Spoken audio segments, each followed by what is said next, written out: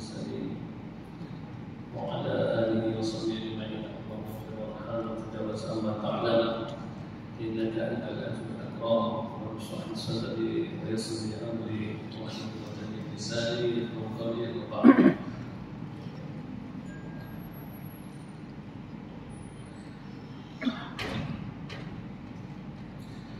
Hari ini saya membuka satu kitab yang mana insyaAllah sebagai satu mukadimah lah, itu berkaitan dengan puasa. Tapi kita jurus kepada bicara puasa, berpuasa, batal puasa, karena itu dah maklum. Untuk membebaskan tentang kita tentang hukum hakam puasa ini, bolehlah kita teruskan bersama dengan Ustaz mengajar fiqh di mana saja tuan-tuan berada. Cuma hari ini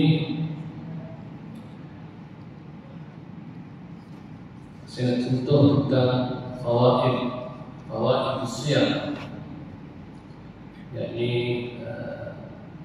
faedah dan puasa di sisi kacamata sufi, para sufi, di sisi tasawuf. Bismillahirrahmanirrahim. Musallin rahimahullah taala wa nafa'ana bi umuri fiddarain. Puasa di bulan yang mulia Ramadan memiliki faedah dan tidak terkira. Namun adakah simbol sufi terpenting dalam faedah puasa ini?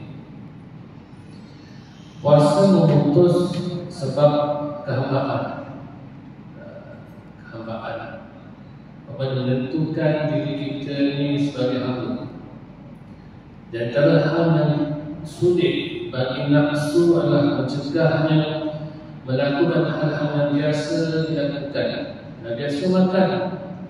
Dengan puasa itu mendidik kita supaya kita lawan tabiat kebiasaan yang kita buat itu. Sedangkan puasa mencegah nafsu dari segala macam gejolaknya yang biasa dilakukan, selain mencegah tubuh badan daripada hal yang dilarang. Jadi masuk Ramadan siangnya kita berpuasa. Kalau sebelum ini kita memang dilarang melakukan yang haram, berjudi, berzina. Sekarang pula bila puasa pula melarang kita buat yang halal. Kan jima isteri itu halal, tapi siang haram. Makan kan harus, tapi jadi haram makan. Itu nafsu berlonjak tu. Mesti makan kita pula yang bagi makan. Sedangkan puasa mencegah nafsu daripada segala macam gejolaknya yang biasa dilakukan, selain mencegah anggota tubuh dari hal yang dilarang. Allah Taala mewajibkan puasa kepada para hamba-Nya untuk memecahkan gejolak nafsu, memutus sebab kehambaan dan tunduk kepada apapun. Jadi nak didik diri jadi hamba Allah. Kalau hamba sahaya, Tuan dia kata jangan makan, tak makan. Taat atau duduk di luar sana, duduk di luar. Jangan masuk rumah. Basuh baju. Dia nafsu kita ni nak makan. Syarat kata jangan makan. Nak jima, jangan jima. Taat betul. Dia puasa tu satu proses menekan nafsu kita. Allah Ta'ala mewajibkan puasa kepada para hamba-Nya untuk memecahkan gejolak nafsu, memutus sebab kebudakan dan tunduk kepada apapun. Sebab manusia bila sentiasa membiasakan terhadap tujuan mereka, nescaya ia akan terbelenggu oleh bacaan, menyembahnya serta memotongnya dari Allah sama sekali. Kerana itu puasa dapat memotong semua sebab penyembahan terhadap selain pada Allah. Nak sembelih kita, potong nafsu kita, nak sembelih nafsu kita, supaya jangan menyembah selain pada Allah. Dan memberikan kebebasan dan keperbudakan syahwat dan bertolaknya. Sedangkan kita manusia adalah yang menjadi manusia sempurna menyerupai Allah. Bahasa-bahasa sufi ini ya. Dan sedangkan manusia, tujuan Allah jadikan manusia ini untuk apa? Menjadikan manusia itu sempurna menyerupai Allah. Menyerupai Allah pada semua sifat Allah yang Rahman. Jadilah Rahman itu pada diri kita. Bersifat sifat Rahman, bersifat sifat Rahim. Allah itu namanya Sabur, dan kita bersifat dengan sifat sabar. Allah itu namanya Syakur, bersifat dengan sifat syukur. Allah itu namanya Latif, bersifat dengan sifat Latif, lembut. Jadi yang dikatakan muqarrab, jadi muqarrabin, orang-orang dekat itu bukan dekat pada Allah dengan banyak amal, tetapi dekat dengan Allah kerana banyaknya identiti, sifat-sifat, ciri-ciri Allah itu, nama-nama Allah itu pada diri seseorang. Itu muqarrab.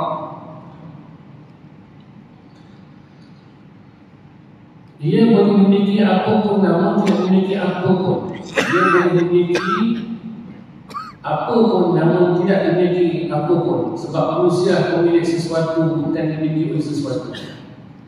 Allah itu boleh memiliki dan dia tidak memiliki sesuatu.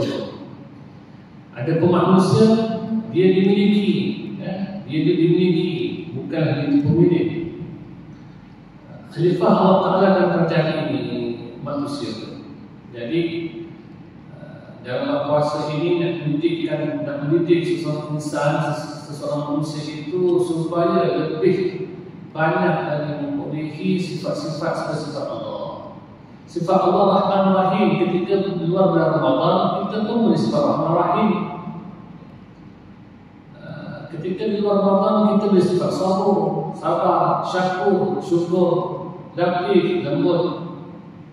Tetapi dalam Ramadan tambah lagi. Allah tidak makan, kita tidak makan. Allah tidak bersama, melakukan hubungan tubuh, kita pun tidak melakukan hubungan tubuh.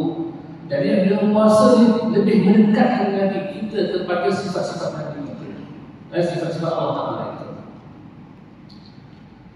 Maka hendaklah kita menguasai apa sesuatu dengan kekuasaan khalifah, bukan kuasa oleh apapun. Dialah pengatur dalam wilayah, dialah pengatur dalam wilayah kekuasaannya, maka dapat memanfaatkan syahwat pada waktunya. Lalu jadi orang yang berpuasa ini, dia telah mendidik hati dia, dirinya itu untuk melawan nafsu. Kita sebagai khalifah hukum bumi, dan jadi khalifah sempurna dengan kawan nafsu. Kalau tak pandai kawan nafsu, tak pandai khalifah ada. Apa dah? Keinginan nak jima, sekarang tahan dan jima sebab puasa. Keinginan nak tidur terus, tahan. Nafsu nak tidur, tahan jangan tidur. Banyakkan membaca Al-Quran. Sebab apa? Ramadan itu sebagai syahrul Quran, bulan Al-Quran, banyak Al-Quran. Banyakkan sedekah, banyakkan diam. Lidah jaga lidah, banyakkan lidah, banyakkan jam itu.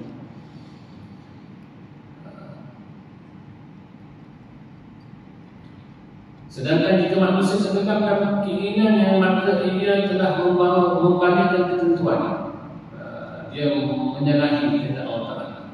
Pelaku berubah menjadi objek, hal di atas berubah menjadi di bawah.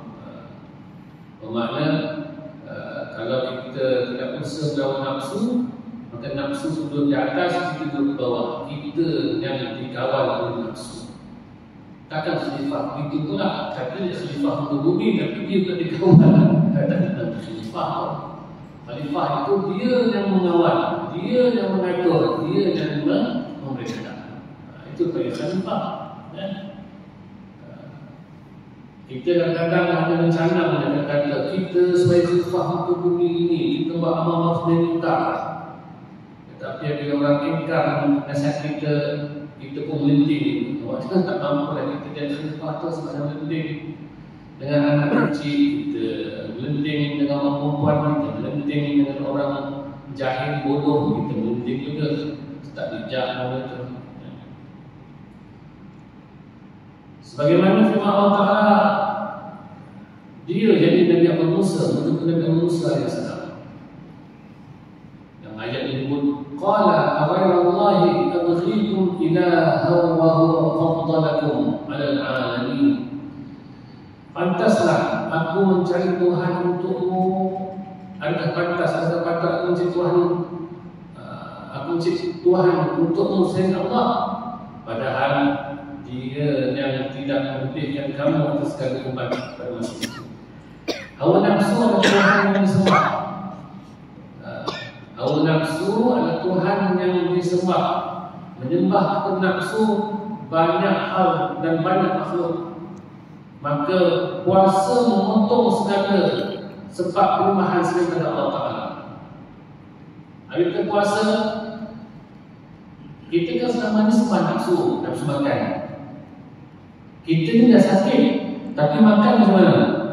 Kita jawab, tapi selera dengan mudah, ketang, sotong, limpah, hati, pedang, itu tak boleh makan. Itu kalau orang apa?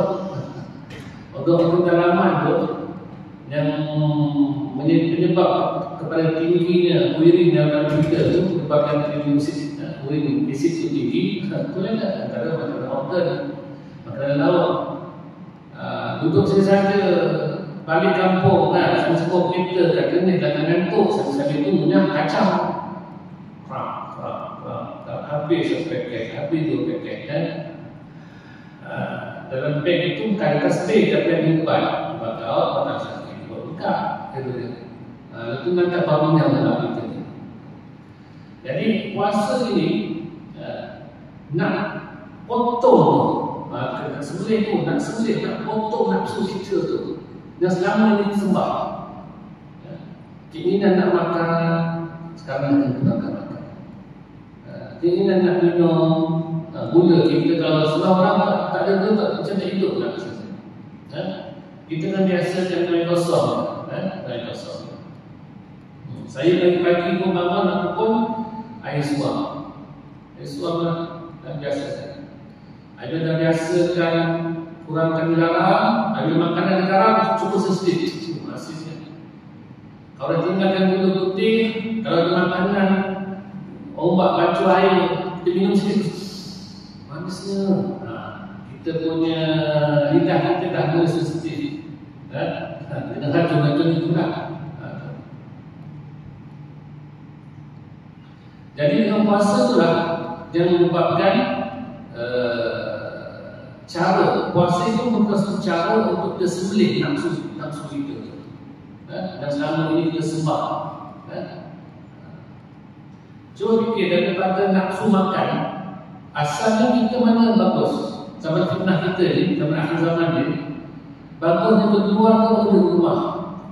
Bagus di rumah. Di luar sana tu mesti ada berbagai fitnah. Hatta kita keluar rumah masuk masjid pun, dia tengok cuma masjid berada waktu dan sana pula di sudut sana pula ada orang di sini pula komen JK macam-macam lah. Sentiasa mata rosak, lidah pun nak turun kita dah duduk kelompok mengumpat, membawa kita pun membawa sama-sama.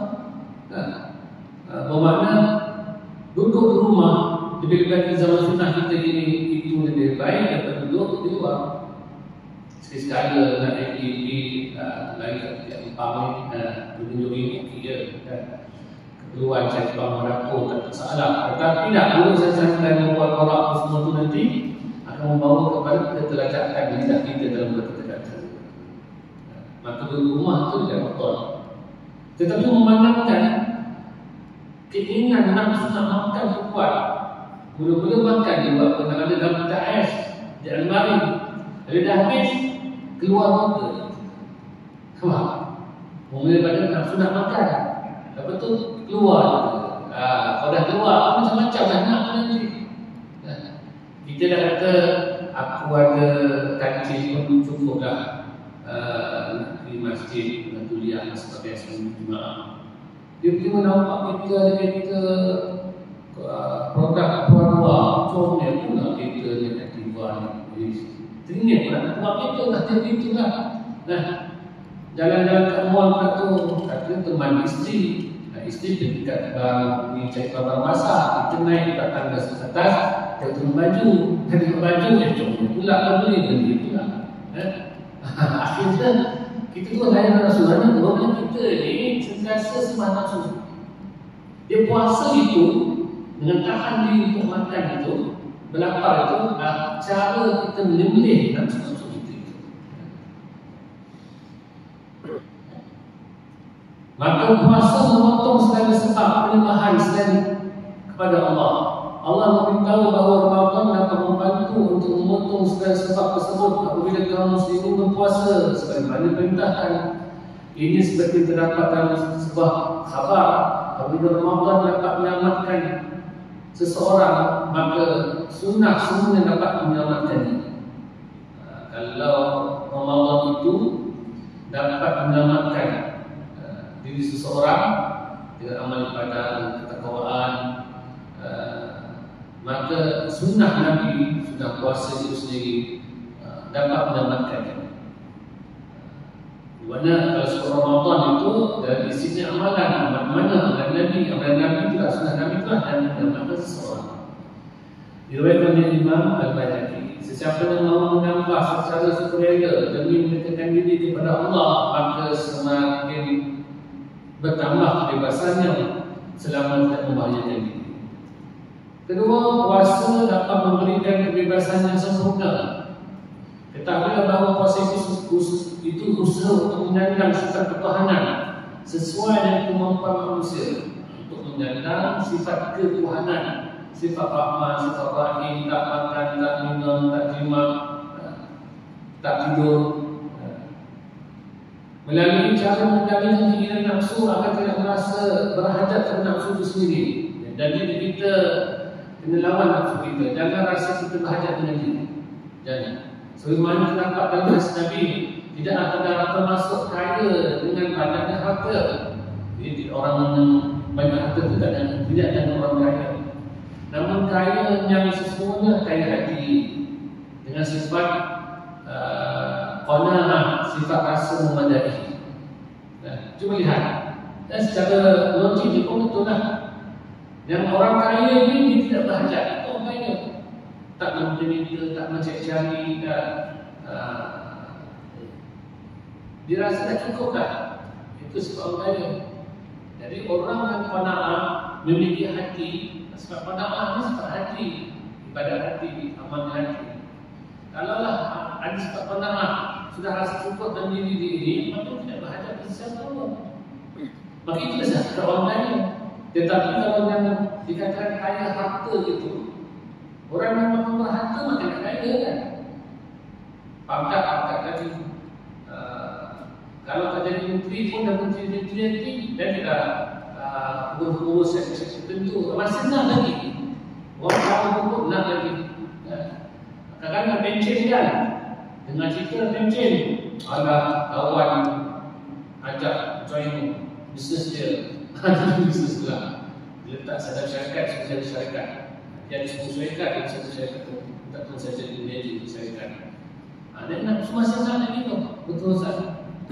Banyak artis yang dilihat, mereka ingin bertaubat. Bagaimana duduk dalam bidang artis dia sentiasa mencari peluang untuk jadi popular kan. Sebab itu sampai yang perempuan juga sampai menggagai badan itu untuk tangkap gambar, untuk jadi gambar-gambar foto-foto, gambar dan sebagainya. Kerana nak popular, nafsu itu sebenarnya. Jadi poinnya nak popular, nafsu bukan kemasyhuran. Apabila dia dah dapat kesedaran, dapat petunjuk, dia pun tinggal dan artis. Bila sejak beberapa bulan, setahun dua, itu muncul kembali dengan membawa wajah-wajah Islami. Kalau perempuan ini berpindah busana, pelaki menjanggut berserban. Tetapi dalam sesama masih ada lagi inginkan popular. Dulu popular dengan sebab bidang artisnya. Sekarang pula popular pula dalam bidang ceramah. Popular pula dalam bidang bisnes. Untuk dapat dikenali, masih ingin dikenali lagi dengan bidang apa sebab apa? Sebab penyakit ingin masyhur itu belum dicampur keluar lagi. Dia cuma bersaing kulit saja. Bersaing kulit. Saya tu sekarang setengah artis tu bila dah bertaubat, dah pakai serban, dah pakai dai kulit hitam, dah berjanggut, tetapi masih ada keinginan untuk popular. Akhirnya dia ceramah.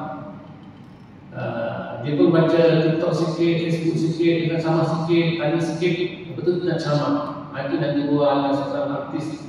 Dulu artis lah, tapi yang sekarang dah jadi ceramah. Dia pun cuba-cuba cerita hukum bahawa orang yang membaca Fatihah, baca Al-Quran dan tahlil bersama itu tidak akan sampai. Pandai-pandai pula cakap begitu. Ini penyakit yang sepatutnya. Dan tinggalkan bidang artis itu kalau benar nak bertobat ke. Tinggal dan pergi belajar. Duduk pondok. Karena duduk pondok di Malaysia, duduk pondok di Thailand ataupun di Indonesia. Ataupun nak luar negara, mungkin nak menguasai bahasa Arab, pergi kat Mesir sana, pergi kat Syria, pergi kat Jerman. Duduk sana 10 tahun, 15 tahun. Balik pun berdakwah. Sebenarnya sukakan kemasyhuran itu adalah merupakan penyakit bagi setiap mereka, termasuklah juga orang alim ulama. Sukakan popular itu. Kalau dilihat muridnya ramai, gembira. Apabila muridnya susun sedikit, sedih dia. Itu tanda-tanda si alim itu, guru itu telah ada penyakit suka kopi. Dia sedih. Oh, tak ramai datang ni. Tak ramai datang. Sedih dia. Dia jangan tak bersedih kita sebab kalau orang datang, lihatlah Allah yang datangkan untuk kita dapat pahala di situ. Kalau Allah tak datangkan orang ramai di samping kita, bagaimana Allah nak selamatkan kita? Itu orang datang belajar, seorang guru mengajar, orang pun datang belajar. Maka Allah nak berikan kita banyak pahala. Satu. Kalau orang sedikit datang belajar, bagaimana tandanya Allah nak selamatkan guru tersebut? Supaya apa? Takut terjatuh dalam lembah minat cinta dunia, cinta banyak pengikut. Maklumlah, kadang-kadang jadi ustaz ini, ceramah ini, kalau dah ramai kenalan, income masuk lebih sikit, itu saja. Kalau kenalan orang biasa, tidak dapat satu RM1 tapi kalau kawan orang yang luar biasa, dapatlah sikit projek sini, projek sini. Akhirnya si alim terjebak dengan cinta dunia. Walaupun yang ada tasawuf. Jadi nafsu ini cukup dicik. Nafsu orang awam itu ada cara bagaimana nafsu itu menjatuhkan orang awam. Nafsu orang yang berharta, dia ada cara untuk menjatuhkan orang berharta itu. Orang yang berpangkat, orang yang popular, orang alim, masing-masing ada nafsu tersendiri. Bagaimana nafsu itu nak menjatuhkan empunya diri itu. Justru itu jangan lepaskan diri kita daripada tidak berdoa. Berdoa selalu minta petunjuk. Kalau tidak alim, tetapi minta petunjuk supaya terhindar dari fitnah akhir zaman ini. Sebab itu setengah ulama berkata, orang alim yang tidak mengambil tahu tentang hal-hal akhir zaman. Kan ada hadis akhir zaman kan? Hadis akhir zaman menceritakan orang perempuan satu masa nanti akan datang satu masa yang lebih ramai pada orang lelaki. Sekarang dah ada ulama anak kecil. Ya. Ibu menyusukan tuan. Tuan tu merujuk pada anak. Tandanya apa? Ibu menyusukan tuan. Okay. Anak tu biasa ibu memerintah ibu ayah. Mak, tuan jaga anak aku, mak. Aku nak ada itulah, ada mesyuarat, ada meeting MNN. Tuan jaga mak ya. Sekolah sebulan, tuan jaga mak ya. Itu mak jadi hamba itu. Ayah dah tahu, tak larat lah. Nak kaki sebelah, tak larat ke cucu. Tapi jangan harap. Nah, itu tanda kiamat. Dan bangunan-bangunan megah mencakar langit. Asalnya duduk kampung cara kaki ayam tu. Tuan-tuan baru duduk kampung jalan. Kita gampang tak ada slipper. Saya sendiri pun kerana tak ada slipper dalam kaki ayam itu je. Jadi Nabi kata ada anak kiamat itu ibu musuhkan anak. Rupanya anak tu memerintah ibu. Orang yang berkaki ayam memilihkan bangunan-bangunan megah. Ya. Siapa memilihkan bangunan-bangunan megah perempuan ini? Tak asal orang kampung. Kan orang kampung dengan sama Pinanggi itu dalam apa coket saja tu semua hutan kan? Asalnya itu. Asalnya hutan. Itu anak kiamat. Orang yang sangka amanah tidak amanah. Urusan nikah kahwin dipersulitkan. Kalau doa panjang baru termasuk alamat kiamat. Dia kalau imam nak doa tu berpada-pada lah. Kan macam ni. So ni biasanya berpada tu kira. Tapi jangan sampai makmum daripada angkat paras dada, turun sikit bawah dada, turun sikit ke atas lutut. Panjang saja. Sebab apa? Semua ayat Quran yang menyebutkan Rabbana semua dihafal, semua dibaca dan semua dalam satu masa. Nabi itu ada sunnah Nabi itu ada berdoa. Dia memilih doa yang pendek tapi padat. Apakah doa pendek dan padat? Rabbana atina fid dunya hasanah. Ya Allah, berilah kebaikan di dunia. Apa kebaikan di dunia? Apa-apa saja ya Allah, berilah. Begitu.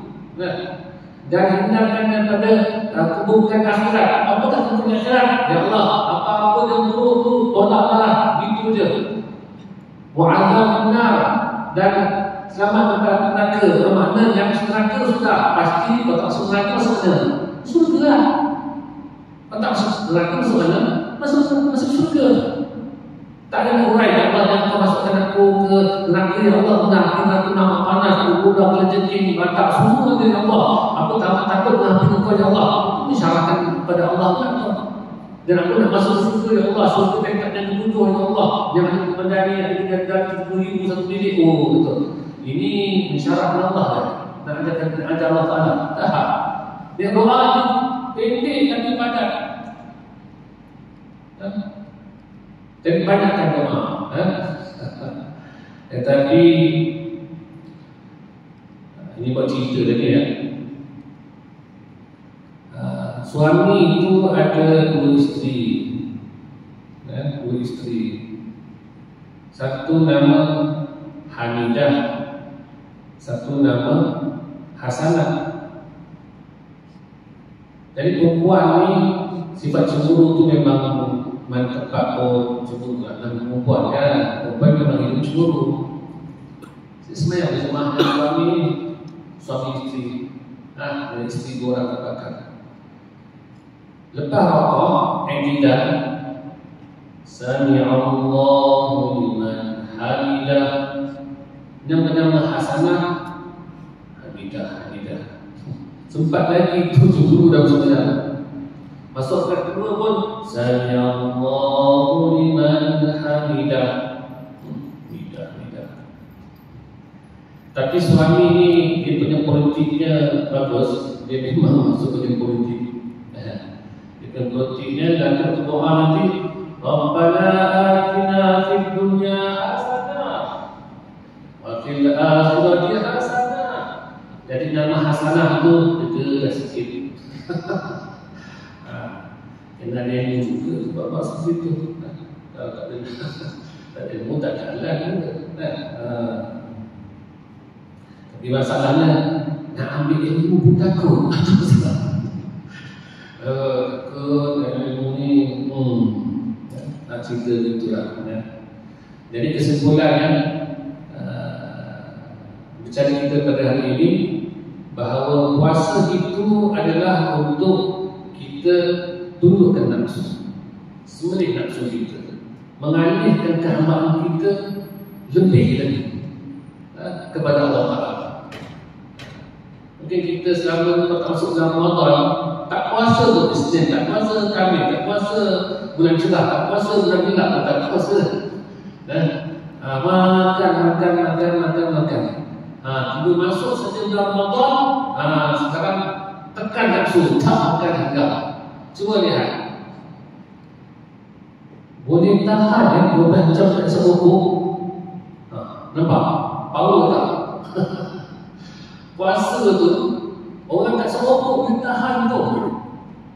Dan itu nampaknya indahnya puasa. Energi dia puasa itu sampai tahan tak serokok. Berapa jam? 12 jam kan? Tak serokok.